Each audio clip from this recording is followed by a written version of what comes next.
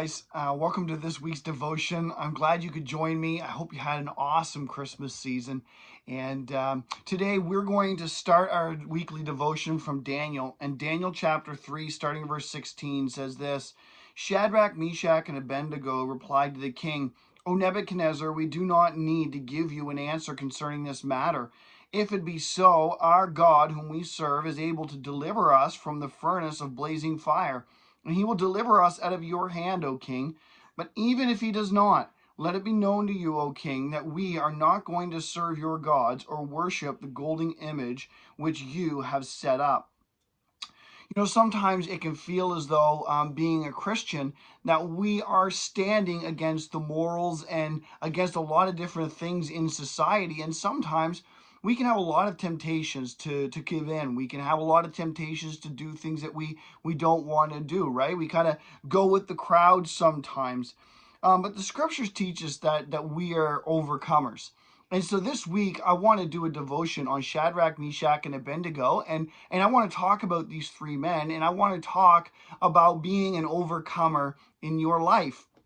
And so, you know, back in the 15th and 16th century, in the Middle Ages, Christians faced a lot of pressure, to put it mildly, to be like the rest of society. In fact, if they didn't conform and if they continued to live the Christian life and proclaim the gospel message, listen to some of the things that they would face.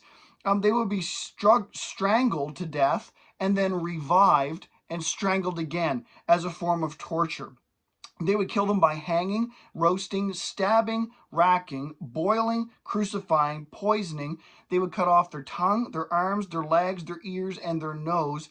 And they would even drag them through the community by their heels behind a horse. And so you can imagine the things they were facing was absolutely heinous, horrible things. But it all comes down to the same thing that we saw from Shadrach, Meshach, and Abednego, the 16th and 15th century, and even today for us Christians today. Society wanted us to live and wanted them to live a certain way and to believe and act in certain ways, and they refused. So it was the pressure of society that led them to have to stand up for their faith. And even though we're not being drugged through the streets, and we're not facing the tortures that they did in the 15th century here in Canada anyway, and even though we're not being thrown into furnaces like they were in Babylon, the reality is we're still facing pressure today to kind of what's the word I want to use, to kind of skirt our Christian values and to put them aside to be able to live like the rest of society. And so that has not changed right from the beginning of time even to now. So this week, I want to talk to you about being overcomers and to be able to navigate through those pressures in life and still be able to live for Christ. So I hope you join me this week. And until we meet again, may God bless you.